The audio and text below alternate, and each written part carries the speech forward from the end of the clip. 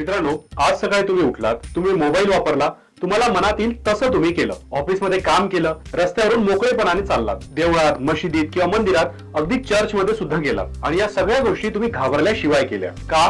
कारण तुमच्या मागे उभं होतं मित्रांनो आपल्या भारताचं संविधान. एक असं संविधान जे राज्य आणि नागरिक यांच्यातला एक पवित्र करार मानला जातो. मित्रांनो, आपलं संविधान म्हणजे देश चालवण्याची एक पद्धत, नागरिकांचे हक्क, सरकारची बंधने, न्याय, समता, स्वातंत्र्याची पूर्णपणे दिलेली हमी. आणि हेच भारताचं संविधान 26 जानेवारी 1950 रोजी भारतामध्ये लागू करण्यात आलं. या संबंधीची संविधान सभा 1946 ते 1949 पर्यंत भरलेली होती, ज्याचे अध्यक्ष होते मित्रांनो डॉक्टर राजेंद्र प्रसाद. आणि यातल्या सगळ्यात महत्वाच्या समितीचे म्हणजेच मसुदा समितीचे अध्यक्ष होते मित्रांनो डॉक्टर बाबासाहेब आंबेडकर. परंतु मित्रांनो, हे संविधान एवढं का गरजेचं आहे? म्हणजे हे जर संविधान भारतामध्ये नसतं तर नेमक्या कोणत्या गोष्टी भारतामध्ये घडल्या असत्या? तर संविधान नसते तर हुकुमशाही वाढली असती, पोलीस निरंकुश झाले असते आणि नागरिक पूर्णपणे असुरक्षित असते. म्हणून असंही म्हणायला हरकत नाही की संविधान म्हणजेच लोकशाहीचा पाया. आणि म्हणूनच या संविधानाची सुरुवातच आहे मित्रांनो आम्ही भारताचे लोक या शब्दांपासून. कारण याचा नेमका अर्थ असा होतो की इथे सत्ता ही ईश्वराची नाही, इथली सत्ता ही राजाची किंवा कोणत्या सरकारची सुद्धा नाही, आणि संपूर्ण सत्ता फक्त आणि फक्त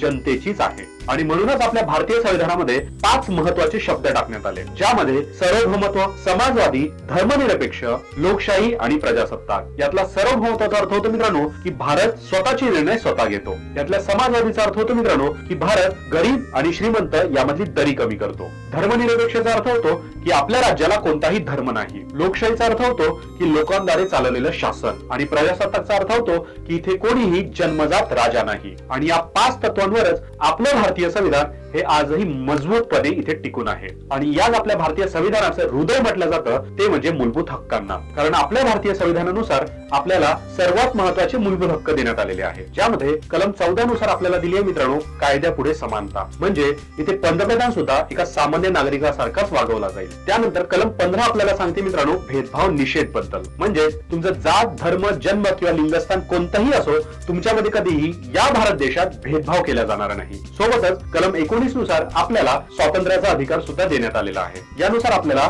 बोलण्याचे स्वातंत्र्य, मग ते भाषण, लेख, सोशल मीडिया किंवा आंदोलनाच्या माध्यमातून जरी असलं तरी आपल्याला संपूर्णपणे बोलण्याचं स्वातंत्र्य आहे. यामध्ये मर्यादा मात्र फक्त 2च, सार्वजनिक सुव्यवस्था आणि राष्ट्रीय सुरक्षा. म्हणजेच राष्ट्रीय सुरक्षेचं उल्लंघन होईल असं आपण कधीही कृत्य करणार नाही, असं सुद्धा आपल्याला या स्वातंत्र्याच्या अधिकारामध्ये सांगितलेलं आहे. त्यानंतर कलम 21 मध्ये आपल्याला जीवन आणि वैयक्तिक स्वातंत्र्य सुद्धा देण्यात आलेलं आहे. आणि कलम 21 आपल्याला फक्त जगण्याचा अधिकार नाही तर सन्मानाने जगण्याचा अधिकार देतो. आणि म्हणूनच कलम 21 च्या जीवन आणि वैयक्तिक स्वातंत्र्यामध्ये आपल्याला अन्न, पाणी, निवारा, आरोग्य, शिक्षण आणि गोपनीयता या बाबींबाबत पूर्ण स्वातंत्र्य मिळतं. यामध्ये अपवाद फक्त एकच मानण्यात आला आणि ते म्हणजे फोन टॅपिंग. फोन टॅपिंग जर नियमाअंतर्गत होत असेल तर त्याला आपलं भारतीय संविधान रोखत नाही. परंतु फोन टॅपिंग किंवा बनावट एन्काउंटर हे जर नियमांविरुद्ध असेल तर त्याला मात्र आपलं संविधान हे बरोबर धडा शिकवतं. त्यानंतर कलम 25 ते 28 आपल्याला धार्मिक स्वातंत्र्य सुद्धा देतं. म्हणजेच आपल्याला आपल्या भारतामध्ये कोणताही धर्म पाळण्याचा अधिकार आहे, त्याचा प्रचार करण्याचा अधिकार आहे आणि सोबतच धर्म बदलण्याचा सुद्धा एक कायदेशीर अधिकार आपल्याला देण्यात आलेला आहे. याचमध्ये कलम 23 आणि 24 आपल्याला शोषणाविरुद्धचा अधिकार सुद्धा देतात. म्हणजेच बालमजुरी, वेठबिगारी आणि मानवी तस्करी यावर आपलं भारतीय संविधान पूर्णपणे बंदी घालतं. आणि मित्रांनो, आतापर्यंत सांगितलेले संपूर्ण अधिकार किंवा संपूर्ण स्वातंत्र्यावर कुठेही बंधने आली तर तुम्ही याचा थेट जबाब सुप्रीम कोर्टाला कलम 32 नुसार विचारू शकता. आणि म्हणूनच डॉक्टर बाबासाहेब आंबेडकरांनी कलम 32 ला संविधानाचा आत्मा म्हटलेला आहे. आता ज्याप्रमाणे मित्रांनो आपल्याला आपल्या भारतीय संविधानाने काही मूलभूत हक्क दिलेले आहे, त्याचप्रमाणे काही मूलभूत कर्तव्य सुद्धा दिलेली आहे, ज्यामध्ये नागरिकांची भूमिका ही प्रमुख भूमिका मानल्या जाते. यामध्ये संविधानाचा सन्मान करणे, राष्ट्रध्वज, राष्ट्रगीत यांचा आदर बाळगणे, पर्यावरणाचे रक्षण करणे आणि वैज्ञानिक दृष्टिकोन बाळगणे. म्हणजेच काय तर मूलभूत हक्क आणि मूलभूत कर्तव्य यांचं जर आपण समान पालन केलं तरच आपल्याला एक सशक्त लोकशाही बघायला मिळेल. आणि मित्रांनो, आपल्याच संविधानाने संविधानाचं रक्षण करण्यासाठी एक न्यायपालिका सुद्धा बनवली आहे, ज्यामध्ये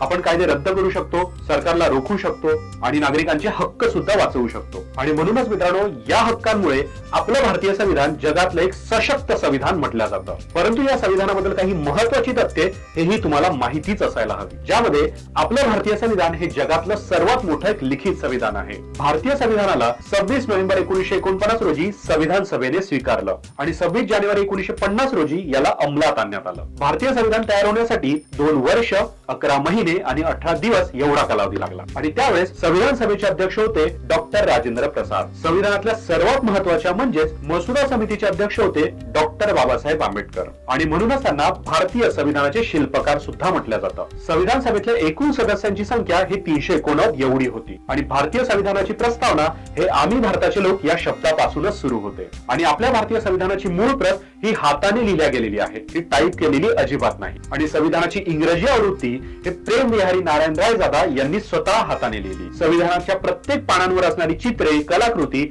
या नंदलाल बोस आणि त्यांच्या विद्यार्थ्यांनी साकारल्या आणि हेच आपलं संपूर्ण भारताचं संविधान सार्वभौमत्व, समाजवादी, धर्मनिरपेक्ष, प्रजासत्ताक आणि लोकशाही तत्वांवर आधारलेलं आहे. आणि म्हणूनच मित्रांनो, संविधान म्हणजे फक्त एक पुस्तक नाही, तर ती तुमची ढाल, आवाज आणि एक ओळख आहे आणि ते संविधान जिवंत राहते ते फक्त आणि फक्त तुमच्या जागरूकतेमुळे. आणि म्हणूनच संविधान वाचा, संविधान समजून घ्या आणि संविधानाला जपा सुद्धा. तर मित्रांनो, ही माहिती कदाचित तुमच्यासाठी नक्कीच फायद्याची ठरलेली असेल. तर याबाबत तुमचे जेही मतं असतील हे आम्हाला कमेंट बॉक्स मध्ये नक्की सांगा. सोबतच व्हिडिओ आवडल्यास लाईक शेअर नक्की करा, तुमच्या मित्रांना सुद्धा रेकमेंड करा, कधी काही स्टेटसही ठेवत चला आणि चॅनल अजून सबस्क्राईब केलेलं नसेल तर चॅनलला सुद्धा सबस्क्राईब नक्की करून घ्या. आता भेटूया पुढच्या व्हिडिओमध्ये, तोपर्यंत धन्यवाद.